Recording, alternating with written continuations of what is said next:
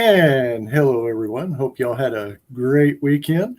I know a lot of our listeners were at Fan Expo Dallas this weekend. I hope y'all had a good time up there. Uh, I know, let's see, the last couple of weeks, Amy's been doing a lot of the shows for me because I've been down and out.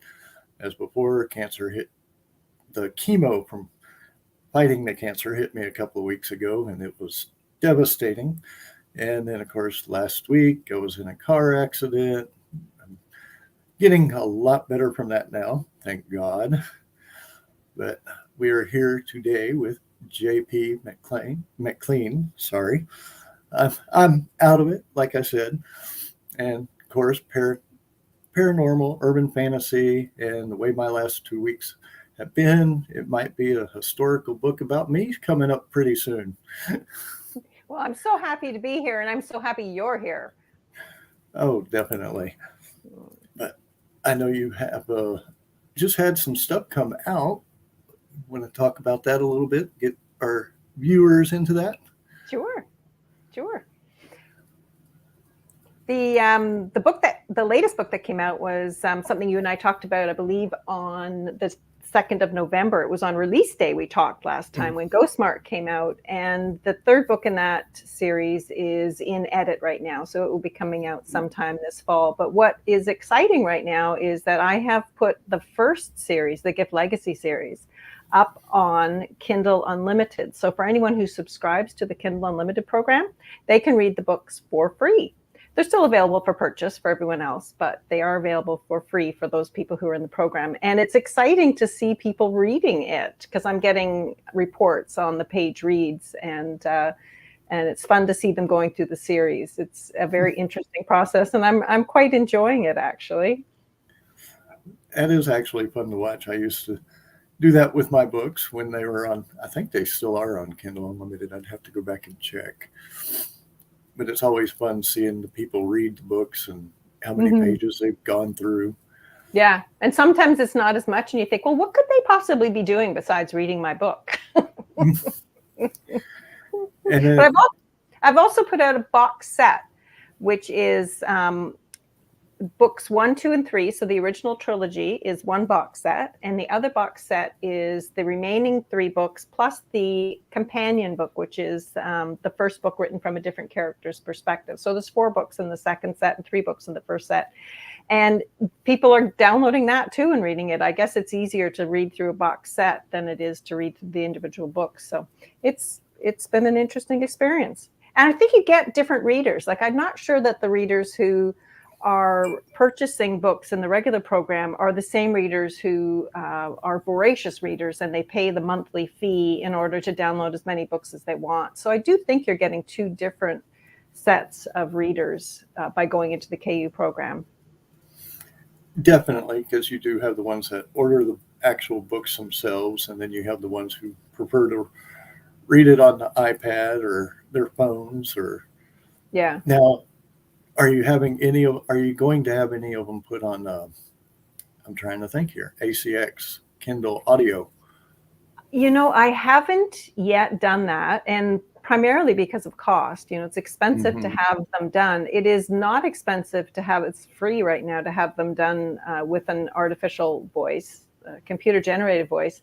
And I think the jury's still out on that. First off, I don't believe Kindle allows you to upload any computer-generated voices. So you would have to not use Kindle or Amazon, which is a big chunk of the market. But I also don't know that I need to talk to other people. I don't listen to audiobooks. I want to know what people think about the AI generated voices. Because when I listen to them, for sections at a time, it's really good. And then they'll get to an emotional scene, and it's just not there. You don't get that emotion conveyed the same way you would with a real actor. So, do you have an opinion on it? For me, the AI, I'm not an AI fan on any level, even the artist level. And I know I can get hate mail for it. Who knows? But for AI, I'm definitely not a fan. And like you said, there's no emotion with the AI voice. When you get into those tense or Yeah. even romantic scenes, I mean, there's just no emotion. Yeah. I mean, they're And doing really good with the inflection. Their question sounds like a question and pauses are pauses, but like you're just saying there, fight scene, you wouldn't get the urgency of it. no. And sometimes I'm traveling with my GPS and it's like 494. I hear 49 tie 4. So the words might not be exactly the same either. Yeah. So Yeah. it's a different level for sure. But I think I would always prefer someone to read it, even if it's yourself or. Yeah. Yeah, I too would prefer someone read, like an actor, a voice actor. And the reason I don't have that is because it is expensive to have that process done. I may try the AI and just hear what it sounds like. I haven't ventured there yet. It's just not been on my horizon right at this moment. Well, it could be in the future. You never know. Well, I guess they could get better at doing, like maybe you'll be able to at some point in the future, highlight a scene and be able to say this is an urgent scene, it needs to be read with urgency, or this is a bedroom scene and it needs to be read breathlessly, or however you could do that. But right now, I don't think you can. Sitting there, you can actually do breathlessly in suspense scenes. It could actually do a lot of fun. Like, this is a sex scene. Read it like it's a joke. Oh, God. That would put a whole new level. It could. It could. All the potential. I do like those ideas, though. Oh, I'm actually picturing this with comic books, too. Oh. You never know, like I said, but for me, AI I don't think I'll be a fan. And it might be because of my age, because of the experience, or because I believe the voice actors should be able to participate in stuff like that. Yeah. Yeah. I think they would agree. I hope so.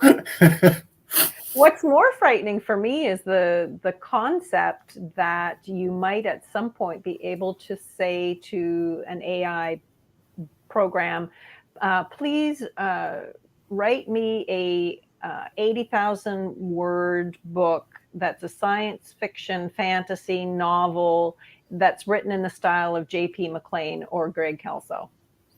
Ooh. And out it pops. And you think, oh my, I'm not sure I like that. I don't think I'd like that one either. No. It sounds like it's getting close to that, though. Yes, and that would actually take away from you and me and other authors too. So, and you never know, they might start doing it with movies. Yeah. Oh, yeah. They can recreate people who are long gone and recreate their voices and their images and have them acting in shows that they would never be in or agree to be in or get paid for. Oh, I can see a lot of lawsuits coming on that one too. Yeah. So it's either really scary or really exciting. Maybe a bit of both. Mm-hmm. Now, unless they pay the families I mean, like I said, there's just so much. I mean, you could almost have an AI do what was it, Gone with the Wind with Rhett Butler? Yeah. Yeah. So, yeah. I mean, you never know. Yeah. So what have you been up to lately? Or I know you said another one coming out in November. Yes, I don't have a release date for it because I'm working with some new editors. So I'm not sure of their timelines and how accurate that's going to be. But yeah, I expect it will be out later this fall. It's called Scorchmark, and it's the third in that series. And it's not a series that ends like the Secret Sky Gift Legacy series kind of came to an end. So I'll be able to continuously add to it as I see fit. But I think I am going to take a little bit of time after this next one comes out to get a little better grasp on the marketing side of this business, because, I've done an awful lot of promotion, and I want to make sure I'm maximizing that and reaching as many readers as I possibly can with the things that I've already done. So I don't want to waste what I've done. So I'm going to take a little bit of time and do that. I'll be poking away at writing because I just don't ever seem to be able to stop. But the next book is not going to be in either of the series that I've got. It will be a new book. I already have some ideas, so you can tell I don't ever stop. It's going to be about witches and magic and warlocks, and I just want to get more magic in. I love anything to do with, human flight and being able to be invisible, and ghosts and magic, being able to move things with your mind, or, flick sparks off your fingers, that kind of thing just excites me. So that's what I'm going to be poking away at in the background. So definitely like the paranormal fantasy type. Absolutely. Yeah. I can definitely see that. And that would definitely be a fun read, I think. I hope so. I have to find the right, I've got scenes already, but I don't have the whole picture yet. So I've just got scenes that are really fun, but no great story yet. Now, like me, do you actually see the scenes like a movie and then write them out, or? That's exactly how I see them. Yeah. And sometimes when I'm writing the story, I'll write the scene from one character's perspective, only to realize later that it's more effective written from a different character's perspective. And I'll rewrite it from a different character's perspective. And when I talk about the book that I rewrote from a different character's perspective, that's Lover Betrayed. And it's the Secret Sky story told from her lover's perspective. So that is such fun for me to write. I took Secret Sky and I stripped away everything except scenes and conversations between those two characters, and then I rebuilt the story out from his perspective. And what I realized in doing that is how people can willfully twist what they hear so that the other person misinterprets it. And in those two stories, you can see how Emelynn misses some clues that she should have caught, and he's feeding her these clues because he wants it to turn out a certain way. So that was a really fun show. And it was also the first time I had written an entire book from a male perspective. So that was fun because that took an awful lot of bouncing off of my husband. Like, would a man say this or think this, or would you? I mean, he doesn't represent all of men. So it's like, how would you react to this? And he laughed a couple of times because I had said some funny things about colors and descriptions, and he'd say, nah, a guy won't know what chartreuse is. No. So, just say the basic colors. I actually had that when I was doing my books. Of course, I had male and female characters that it all did the perspective from. But it's like when the editor came back, it's like, a lady would be more specific on the color. And it's like, okay. So I had to be more specific on the colors and stuff like that. And it's like on the guy's perspective, you wouldn't be as specific. It would be more just, I hate to say it, narrow-minded. Yeah. No, I get it completely. It'd be like, yeah, she wore a red dress that, showed a lot of leg. And the woman's description of that would be 3 paragraphs long. Yes, it would be. And the guys would be like 2 sentences. Yeah. And the second one would be optional. It's true. It's fun to play with that, though, when you're writing, because it just makes your characters really come alive when you can nail a perspective. And it's not all men. You create your character, right? So your woman would, some women are very descriptive, others not so much. But it's fun making them come alive. And when you write from scenes, that's what I do. I picture what's happening, and then I bring the character into the setting, if they're not already in the setting, and then I make sure the audience is there with me through all the action. That's the best way to do it. And there's definitely no argument with that. Now, where else can people get your books besides Amazon? Right now, those books are only with Amazon, the Gift Legacy books, but the other books are wide. The Dark Dream series are wide, so they can get them anywhere. And if they want to find them all in one place, they can go to my website, which is jpmcleanauthor.com. And from there, they'll get links to all the sites where they're available. And if people want to follow you on social media? Same place. Go to social media or go to my website, and there's links to follow me there for Twitter. I'm on Twitter, Instagram, and Facebook right now. And I know all three of those are hard to keep up with. Oh my goodness. It's a job in itself. But I do meet some lovely people there, so I'm not complaining. Oh, it's definitely fun and meeting a lot of the other people. But we do look forward to having you on our show again. And hopefully in November, or we'll say fall, when your next book's coming out. Thank you. I'd love to be back.